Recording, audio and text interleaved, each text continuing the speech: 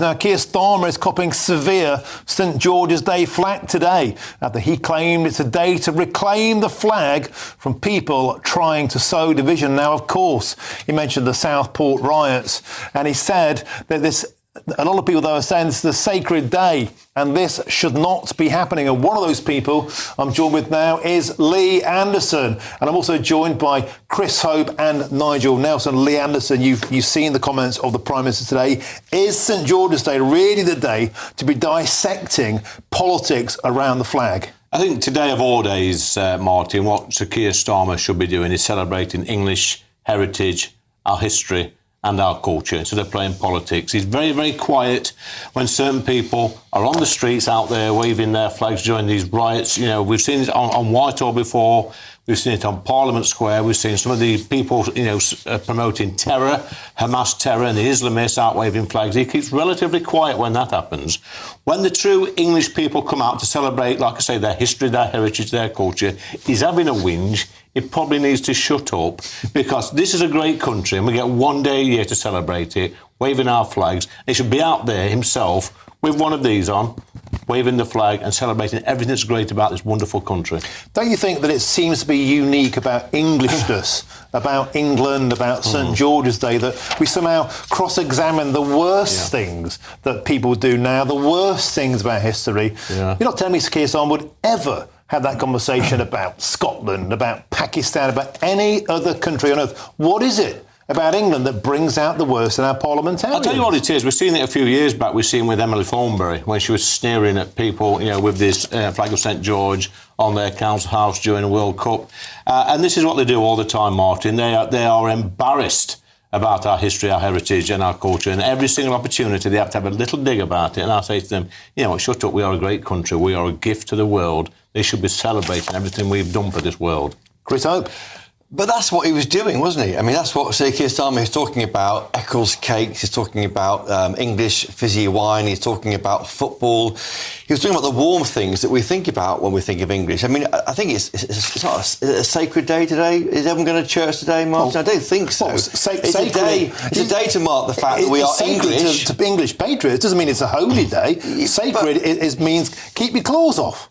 Let's just celebrate stuff without having a pot. I think it was clunky to mention Southport, the riots, a very difficult time in our national story. It was a country chop. It was just bad taste. It was poor form from him. He needs to shut up and just talk about... But the left do see the St George's flag, and you won't like this, Lee Anderson, as a problem, as a divisive political tool, and I don't think that, and sure you don't think that, but he's addressing that audience, and do you not think those people should be told that it isn't that, it's a thing to be proud of? Look, we don't get to choose who waves a flag in the middle of the street, Chopper. We live in a free country, and there are some idiots waving the flag, we know that, but why is it today, of all days, is out attacking people for waving the flag? And like Martin says, it doesn't attack other countries, the home nations, when they're out waving their flags. I mean, look at when we have St Patrick's Day. Actually, not part of the home nation, but it's a big Irish community in this country. They go out waving the flags and having a great time, and so they should. But he never attacks them, does he? No, and he wouldn't talk about the problems of Irish nationalism or indeed any other types of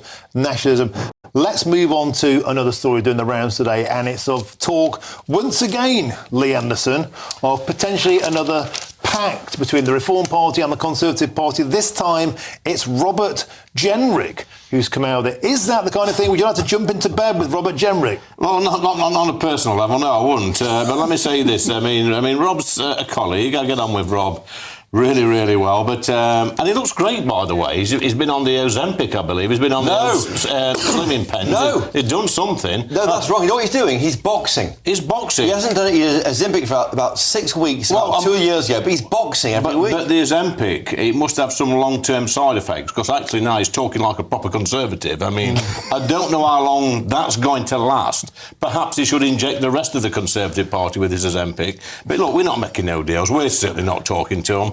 Rob's a great guy. I like Rob a lot, but we're not talking to the Conservatives. We'll see. Everyone behind the scenes is talking about the deal you will do, Lee Anderson, with the Tory party, and you're grinning away there. You've been on your own journey from Labour through the Tories to Reform. Just reverse off a bit. I'll take no lectures off a Corbyn lover, and there's another one happening as well. We'll have none of this nonsense. Oh my Lord! I know it's St George's Day, but let's Put the gloves down, can we? Corbyn lover.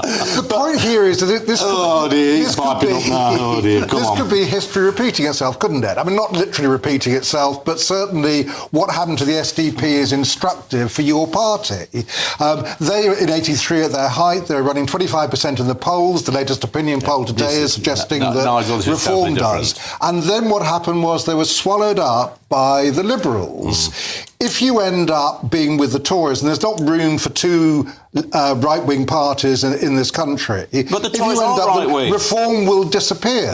You'll get swallowed up by them. The Conservative Party in its current state is not a right-wing party. We saw that at the last... Probably there's 120-odd MPs that the Tories have got at the moment. I would say probably a third of those are Conservative. I would say another third are probably Liberal, wet Liberal. Another third, quite frankly, haven't got a clue what they are.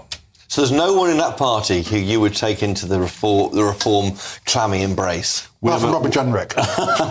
Look, we have a very... You've got a list there, haven't you? No, I haven't got a list there at all. I mean, I will say this. I mean, these pair are really laughing here. But this is a serious point, guys. I mean, look at them, Martin. Have you ever seen Chopper or Nigel Nelson in the same room as Jeremy Corbyn? Because I haven't. These ad hominem... It could be the same person. I don't know. Listen, I know it's a special day for you for St George's Day, but let's not attack the people. I mean, the serious point, you agree on so much. If you have a chance to stop Labour getting in for 5 more years, why not swallow your pride? Well, I think you're talking about 3 or 4 years' time, Chopper. We're ahead in the polls, consistently ahead in the polls.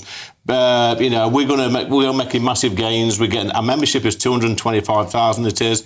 It's the Tories that are for it. They're running scared. And we saw in the chamber today during PMQs, Starmer mentioned us 4 or 5 times. We haven't got to do any deals with anybody, mate. The only deal we've got to do is with the great British public.